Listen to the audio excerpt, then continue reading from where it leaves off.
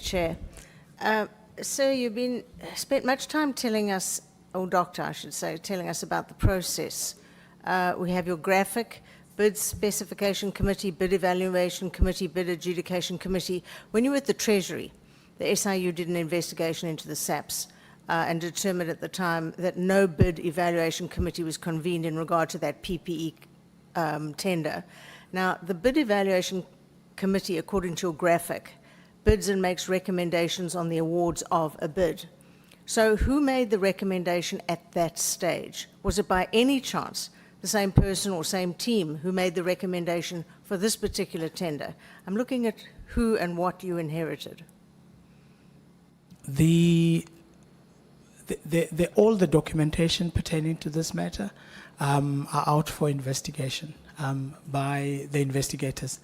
What I have been informed is that the process was followed. As to whether that process was legitimate or not, I am not privy to that information. It happened in my absence. I do know that there was a steering committee that was put in place to look at all the matters pertaining to the PPE. As to who are the members of, I do know that it was chaired by General Vuma, and there was a co-chair. As to who was part of other processes in the process, I'm not privy to that. I found the documentation not in my office. I do not have any documentation to make an informed comment on those documentations. I do hope when the final analysis comes out that you don't find that the self-same people who made sure that tender went through didn't make sure the Cat Matlala's tender went through. That would be most unfortunate.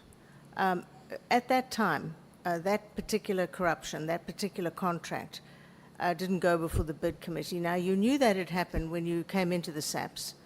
And here we are. It seems to me you're telling us that this entire process with this tender to this person was either done behind your back or that you knew about it and allowed it in. I mean, those seem to me to be the two options. Is there another option? I didn't know about it. If there are only two options you are giving me, it was done behind my back. But what I know in front of me is information that was provided to me and the bid adjudication committee that was correct. And that's as far as I know. Is this the biggest tender that SAPS has ever proffered, 360 million? It's not the biggest tender that has been awarded by SAPS. No. Okay, I've looked through a few of the others, and they're much smaller amounts.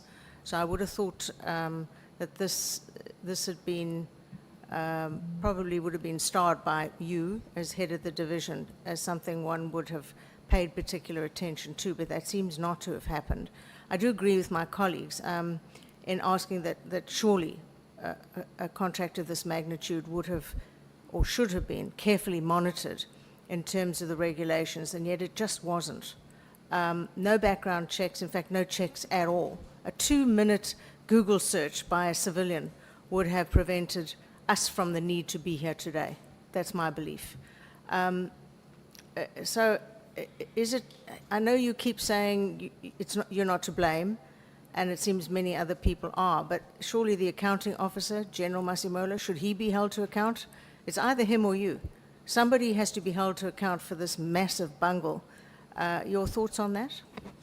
The National Commissioner has an ultimate accountability for procurement processes within the organization.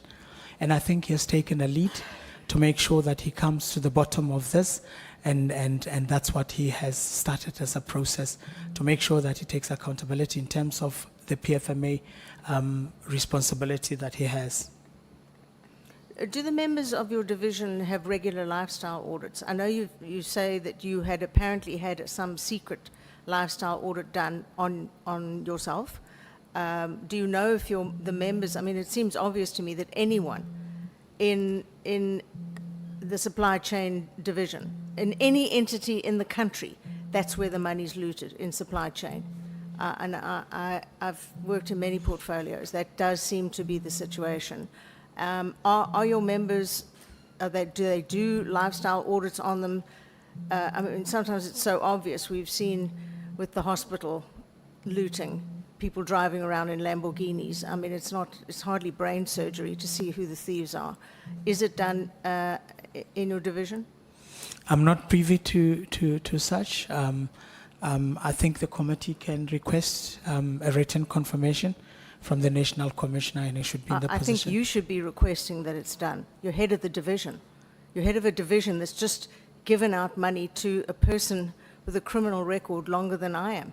So surely that's something you, as the head of the division, should be asking for. I have made sure that the declarations and the making sure that they declare additional income out of the South African Police Service is done on annual basis, and I do get confirmation of that, and I do intercept that. I mean, I do interrogate that. I personally sign and give them permission if they want to do private work.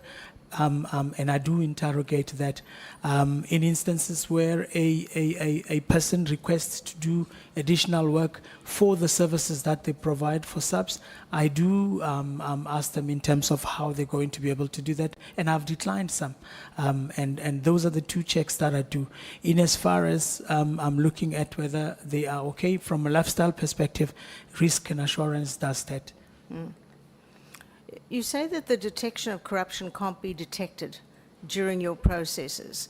I'm wondering how that can be considered to be due diligence if it has such a glaring flaw, the system, or even the process. It seems you're trying to wash your hands of a massive case of crooked looting in your division, claiming you just couldn't have noticed. Now, I put it to you, this is a prime example of rubber stamping. I feel sure that the IDAC investigation will show what it's all about, but it just seems to me that you should have known what it was all about. You should have been there.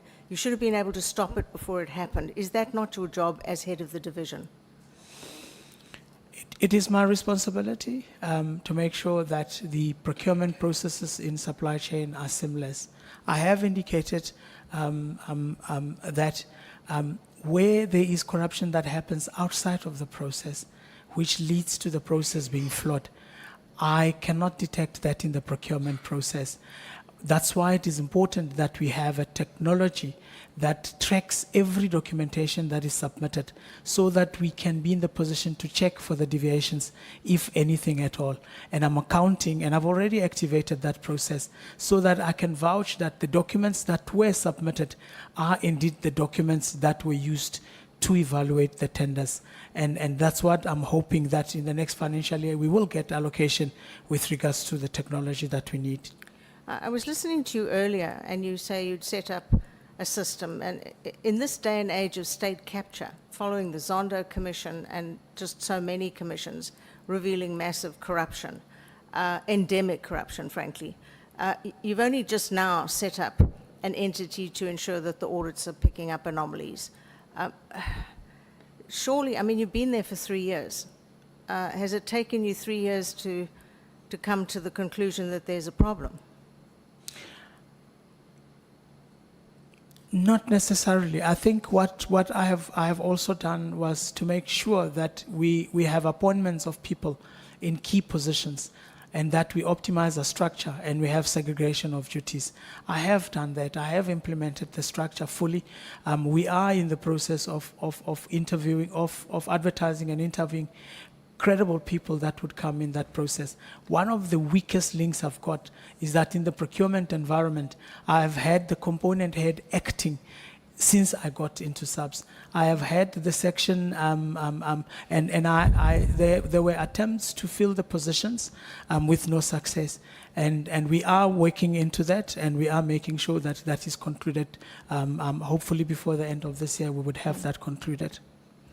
You know, you've had the job for 3 years, and with your massive CV, especially in the Treasury, some of the steps I believe you failed at must have been really red flags to you, surely when you worked in the Treasury. I mean, it's inconceivable that you missed the red flags.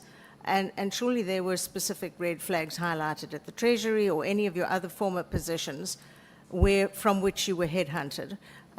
It's almost inconceivable to me that you missed what any civilian would have picked up in about 5 minutes. I'm not sure if a civilian that would read the report that we had would arrive at any conclusion different from what we did, without having to go and start the process from scratch, which the BAC does not have the luxury of time to do that, and which is something that we need to look at now, in terms of we cannot reevaluate the tenders. I take notice that we need to do verification, but we cannot reevaluate. How we are going to go about that is what I have asked my team now. I have sourced the services of a specialist within SAPS to map our processes and to have standard operating procedures, to have checklists, and to have reports and the methods of verifying certain steps within the process. And he has until December to do that. And we are hoping that with that process, we are going to reduce the anomalies that are happening in the process. But I must stress, the making sure that we've got electronic submission of the bids will eliminate 90% of the problems that we've got. You know, a basic CIPRO search will show you who the directors are, or in this case, the director. Surely that would have set bells ringing in your head.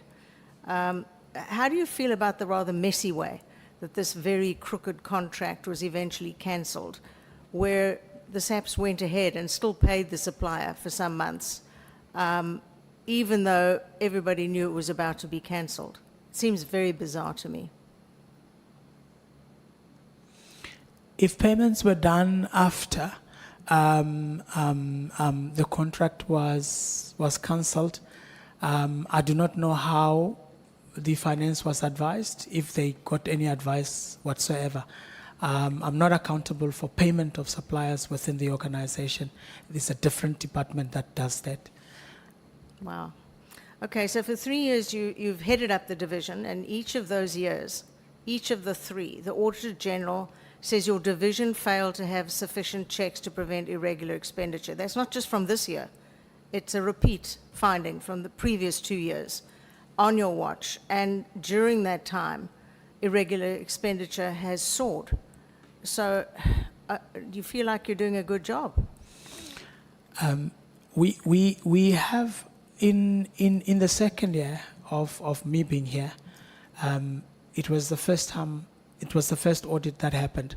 We put together a comprehensive checklist that must be complied with in order for us to be able to verify and be in the position to identify some of the things that happened. We implemented it, but it seems like the checklist has not, and any other endeavors that we put in place, specifically ensuring that the section head and the component head review and give analysis with regards to that, has not given us any assurance that we will not have repeat audit findings. I took initiative when that happened in the second year, which is this year. And in August, I put my team together and I made sure that the team come up with tangible processes and systems that will be in the position to assist us. We have a comprehensive actions with regards to what needs to happen. On my return in January, we will review what has been done already, and we will make sure that we implement those. I'm quite sure you'll be called before the Police Portfolio Committee to speak to a specific timeline to implement the recommendations that you come up with, because civilians out there, they've seen the Tembisa looting, that people are driving Lamborghinis while patients die in their beds with zero equipment, zero medication, zero anything. They're starting to think that this contract was Tembisa Part 2. And when we have SAPS members coming crying every day that they have to fix their vehicles out of their own pockets because they know if a vehicle goes or if a tire goes flat, that vehicle will disappear for months into an archaic system, and they'll have nothing. And so they just pay it out of their own rather meager salaries. I was at stations where bird lice fall out of the roof onto the heads of the detectives, where 5 of the ceilings have collapsed. It's everywhere in every station. So to hear that taxpayers' money is looted in this way is horrific to South Africans. It's absolutely horrific.